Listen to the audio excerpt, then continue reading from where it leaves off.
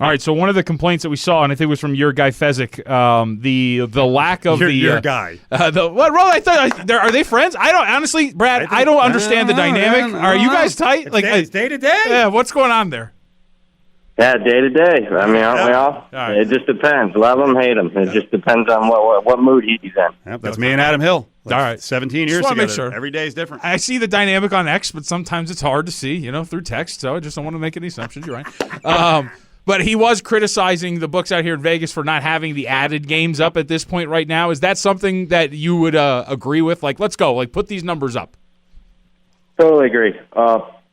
It was almost comedy hour today as far as, like pulling teeth trying to get the numbers posted today.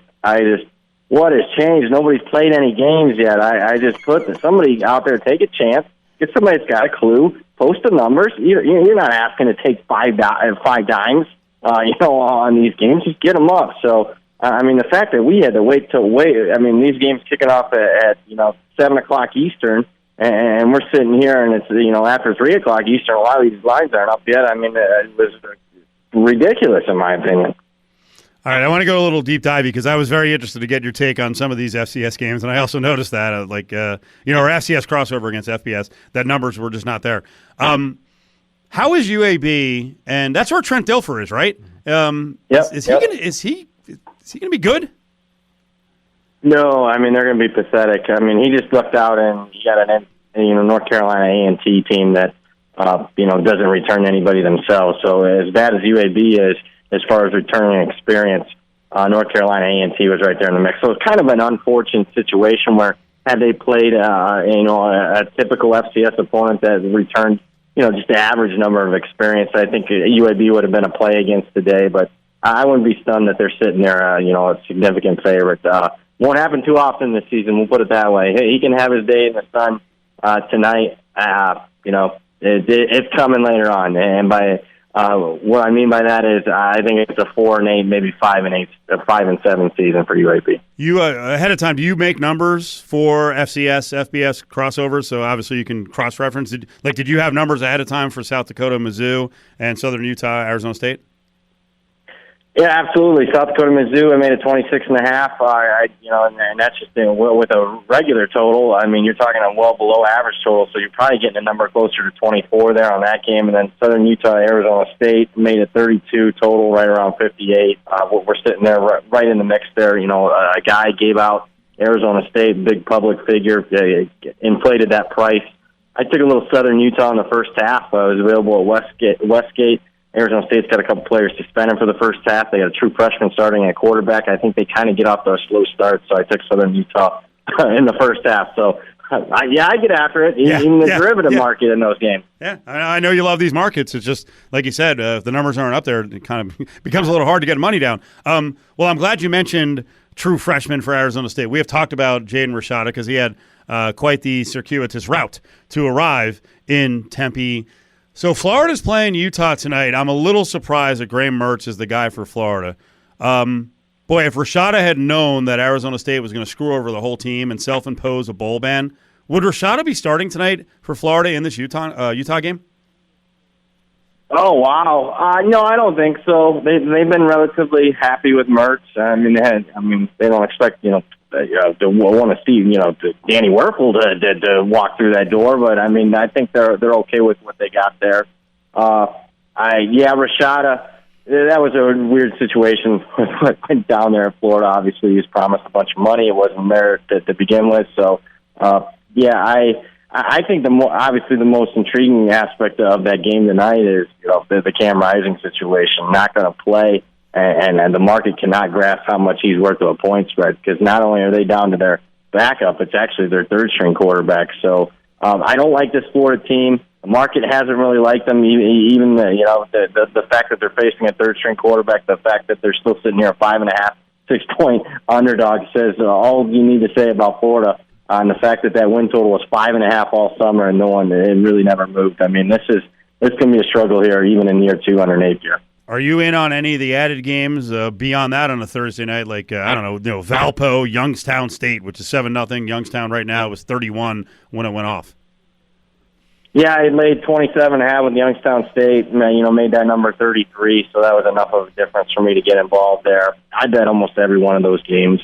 We'll see what happens. Thankfully, I didn't bet Indiana State. If you're following that one, nothing says FCS football like Indiana State being a 13-point favorite and getting beat 18-0 at halftime. So FCS football for you. I mean, very similar to the market moved a touchdown against Jackson State last week. I was part of that, anti-Jackson State. They lost everybody on that roster. From Deion Sanders took a bunch of guys with them, and they go out and win by 30 over South Carolina State. So it's very high variance, tough to get a grasp. That's why, my solution to it is I think I have an edge. I think I can price it better than most. So I got to do volume because I can't isolate it down to just one or two plays because anything can happen in FCS football. Folks, if you want to get down on a lot of games, but more importantly, like pinpoint games that are off the radar, maybe even for the books, you got to follow Brad up on Twitter, Brad Power Sports. Check that, bradpowersports.com on the web, and then Brad Power 7 on Twitter. So the reason I asked about Youngstown State is that, from what I hear,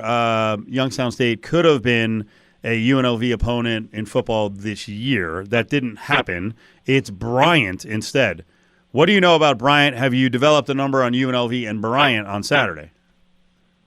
I have. Bryant's a decent team. Bet on them last year. They played FIU. Should have won the game outright. So I don't think they're going to be overly intimidated. There's not going to be a fear of taking on the big bad FBS is kind of what I'm getting at. 17 returning starters for Bryant. So they're one of the more experienced teams at the FCS level. I upgraded their power rating. Now, speaking of their power rating, where does it compare to the rest of the FCS? They're about an average, maybe slightly above average FCS team. So, I mean, it's not Eastern Washington coming in here like they did, a couple of years ago, and they quote unquote upset, even though they finished as a favorite over UNLV a couple of years ago. I still think UNLV is going to be a good size favorite. If I had to guess, and if I were a betting man, and last I checked I'd make UNLV about 17. Okay. I'm anxious to bet the over. I'll put it that way. So I actually talked to the head coach this morning, Merritt. We'll play the interview tomorrow, and he was very interesting trying to break down the Rebels because the FBS team is the one that's kind of a mystery in terms of what they've got personnel-wise. They have some personnel back, but UNLV brought in 40-plus new players, and they're playing a 3-3-5 and a go-go on offense and defense. So he reeled off some knowledge, but it seemed like, hey, we're going to have to do some in-game coaching. So that one will be real interesting. Flip side in this state, Nevada, we know what they're going against. Tell me what they're going against. They're playing USC. They're getting 38-39. What did you see with USC? Was that more San Jose State with some offensive might, or do the Trojans look like they're going to struggle again on defense? Well, I think, number one, Cordero at quarterback, deservedly the Mountain West Offensive Preseason Player of the Year. Made some, incredible plays. Does Nevada have that guy on the roster? No, but I think what they do have is they brought in a bunch of Power 5 transfers, specifically from the Pac-12, two schools, Oregon and Cal, that they're bringing in. And I'm not sure that the market properly has the transfer portal covered at all, to be perfectly frank. So I expect Nevada to be much improved enough where I bet them to cover that point spread against USC. I don't want to be laying that kind of number with USC's defense. And then, just generally speaking, I've tweeted this out many times over the last few years. It's better to have film on your opponent than actually have played a game.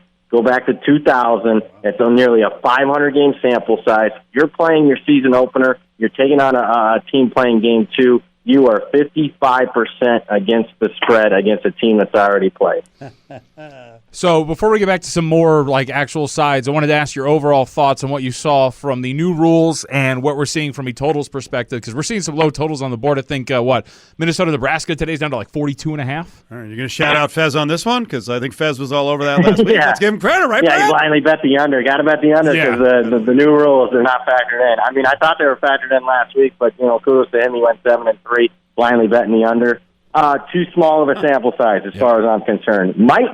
There is a chance that it might impact games a little bit more than we expected, but I'm not sure last week's sample size was a good barometer because at least the 14 FBS teams that played last week, none of them last year were in the top 30 at tempo. Yeah. So I'd like to see a little bit of better cross-section of teams and how it really affects them. And let's be honest, Navy Notre Dame game, the college kicker can, those two college kickers can make a couple field goals. The over would have went 4-3 in the FBS game. So for all the all Mighty Fez for being so right, I'm not sure that he should be taking victory laps at this point. Yeah, as somebody who bet that Notre Dame game over myself, I can feel that. And I don't know what you're talking about. I think 4 out of 7 games is a perfectly large sample size to draw conclusions from. The other thing that I wanted to ask you in terms of specific sides, really quick, we got 1 minute left. What's with all the love for Fresno State? Has this gone too far, down to 3.5 against Purdue? No, I don't think so. I'm part of the Fresno State money. I don't mind Mikey Keene. I know Jay Kaner's a big loss for them, but I think it's more of a play against a Purdue team with a first-time head coach, and they also lost a lot of talent there, and they've actually been banged up in fall camp. So, they're just Fresno, believe it or not, is the more known commodity. Can Boise stay within 14 of Washington? I lean Washington. I just think with that passing offense, Boise will struggle, and I think their cutter, last I checked, he's not there to help save their season like he did a year ago. So. I question that Boise State offensive play calling. And you've probably answered this a million times on this show and other shows, but tell me where you are with the number with LSU and Florida State. I like Florida State outright, but I'm going to wait for a possible 3. And the thing to look for is to see if the SEC exceeds expectations. Like tonight, Florida, look for the South Carolina-North Carolina game. If that goes the SEC's favor, you'll likely see money come in on LSU on that standalone Sunday night game. Brad, you rule. I hope you win a lot of money tonight and through the weekend. 5 days of college football. It's here.